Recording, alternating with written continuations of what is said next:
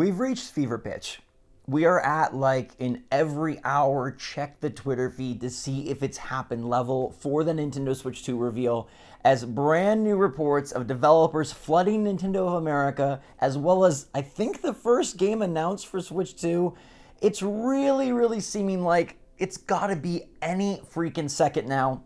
So good morning, Mario, and good morning, Switch fans. We're almost ready for the Switch 2 era. The biggest news on the block is like, when's this thing gonna happen? Everybody is talking about it, and like I mentioned, it seems like all the Nintendo chatter on the internet is like, refresh 8 a.m., refresh 9 a.m., refresh 10 a.m. It could be any day now. Everybody seems to be like hinting that it's coming, and then we get big official things like developers going to Nintendo.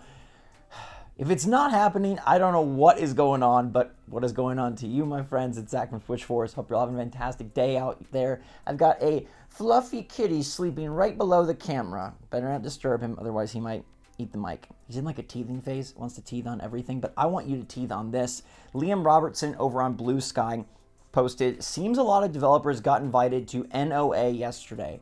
Now, NOA is Nintendo of America. And Liam Robertson is somebody who has been in the know about Nintendo and very involved in Nintendo chatter in the past. And this is incredibly interesting. This is more than, let's be honest, way more than influencers being invited to Nintendo of America. If a bunch of YouTubers got invited to Nintendo, I'd say, okay, it's not the Switch 2. There's no chance they show YouTubers the Switch 2 before they reveal that thing. It's just asking for trouble and asking for something to get out. And frankly, I don't think Nintendo just values YouTubers in that way. But developers and partners, they might value them incredibly much because that's what helped make the Switch so darn successful. And inevitably, developers are what's going to make the Switch 2 successful. So why are all these developers invited to Nintendo of America? Is it for the Switch 2? Like, let's just hypothesize what else it could be for. You don't invite developers to show off another game. I've seen some people say, maybe this is for Zelda, maybe this is for Mario Party, maybe this is for Mario and Luigi. No, developers aren't going to be getting there to talk about one of your games. Like, that's not how it works. They're not going to invite devs to come play a Nintendo game. This has to be something either business related or future related.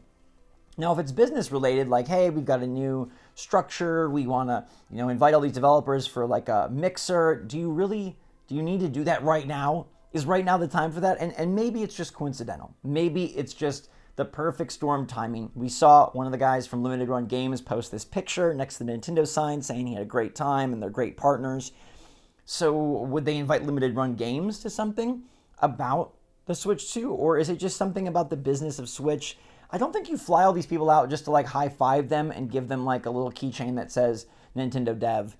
To me, if you're bringing developers out, and a lot of them, it's for a specific reason. Now, maybe you don't believe Liam Robertson. Maybe you think it's just a bunch of hogwash. Laura Kate Dale, former Kotaku writer, also said, not to be a conspiracy theorist, but a lot of developers seemingly got invited to visit Nintendo yesterday. This is far from the only example. Surely feels like maybe devs might have been getting a look at some hardware ahead of it getting a public reveal. Had been hearing rumblings that a bunch of devs got invited out, and seeing photos published is making it really hard not to read into what might have been going on, haha. To be clear, I am speculating. Maybe there's something else going on I'm not seeing, but it feels like things are bubbling up. And with the recent reports we've talked about, the rumors we've discussed, things like Andy Robinson saying like, oh, Nintendo typically has a direct this week, and Christopher Dring posting eyeballs and two-screen references and all of this sort of stuff. Nate Drake recording his Switch 2 podcast today. Why are they all doing it now? And why then is Nintendo inviting these devs out? I think it has to be Switch 2 related. I think it just has to be. Now, why would they want to bring them out about the Switch 2? Because surely they know about the Switch 2, right? Surely they've seen the Switch 2, but alas, maybe the bigger devs have, but maybe the smaller have not. Maybe that's why someone like Limited Run Games is being brought out to Nintendo of America. Think of it this way, okay? Capcom gets a Switch 2 dev kit real early, right? Ubisoft gets a Switch 2 dev kit real early. Your smaller devs, maybe you don't want to get that out there. Remember, this is the Nintendo that used to bring their review code to you if you were a journalist, like lock and key, like attached to somebody in a secret box they couldn't leave. It came with a person. Like, they're very, very locked down. And it's very important for this transition that they kept things secret. So yeah, I don't think influencers are going to see this console before it's publicly announced. And yeah, I could totally see where a bunch of developers were not brought into the circle until the last possible minute.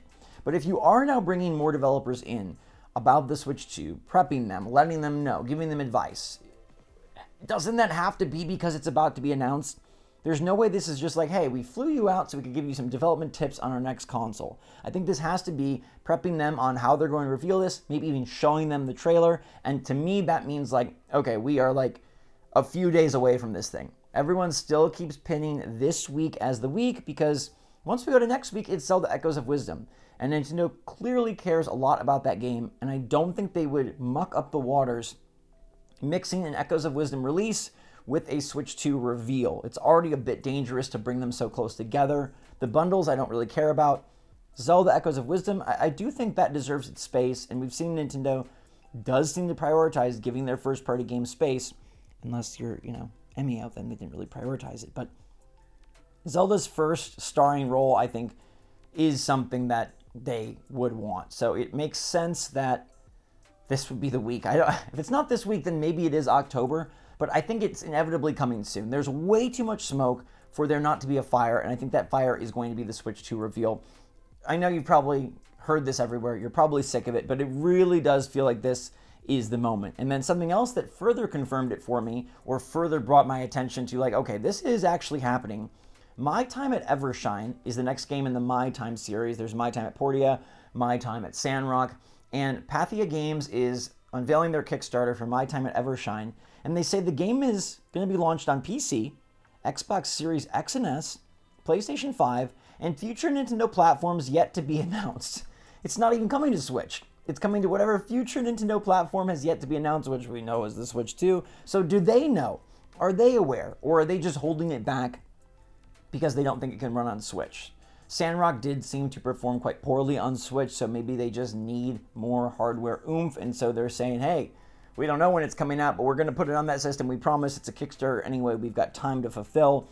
But alas, maybe they do know something. And again, why is this all happening at the same time that Nintendo moved their Direct out of September? Remember, that is the kernel of truth that we cannot avoid, that we cannot talk ourselves out of. Nintendo did completely abandon ship from their September Direct plan for a reason.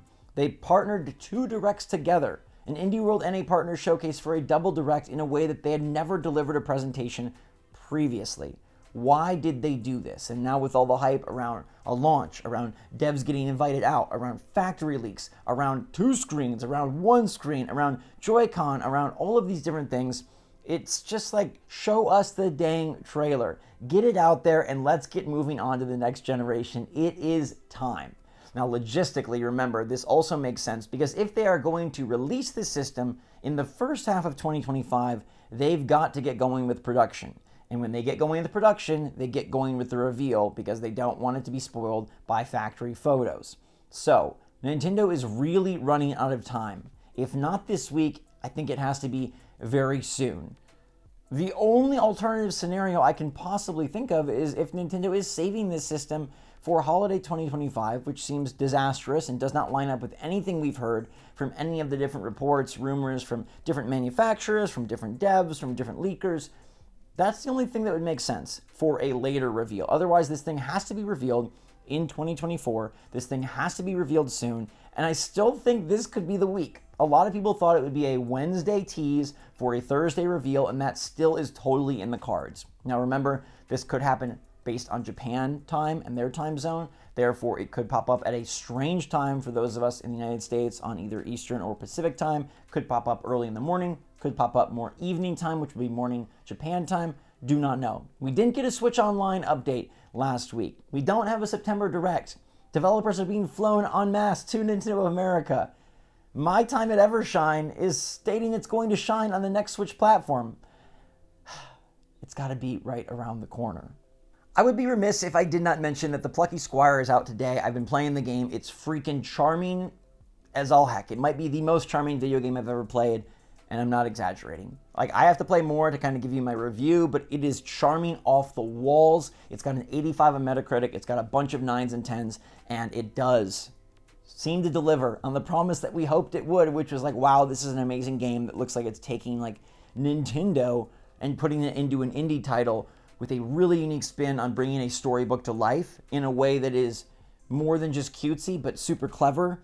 Also super cute, but it has great gameplay implications as well. I'm loving the Plucky Squire so far. That game is out today on Switch. I think it doesn't run 60 FPS on Switch though. I believe it's 30 FPS. I've been playing it on PC. That's where I got my review code. But yeah, I don't have like the best news to tell you on if the Switch version is great or not, but the game itself does seem very, very great. In the meantime, we wait for the Switch 2 reveal. I'll bring you more Plucky Squire coverage once I get a bit further into the game. And for now, let me know, do you think this is actually the week it's happening? Why else were the devs flown out? Give me a better reason than Switch 2. In the meantime, stay safe, stay healthy, stay happy, stay positive out there. Love y'all lots. Thanks again for watching. SwitchForce out.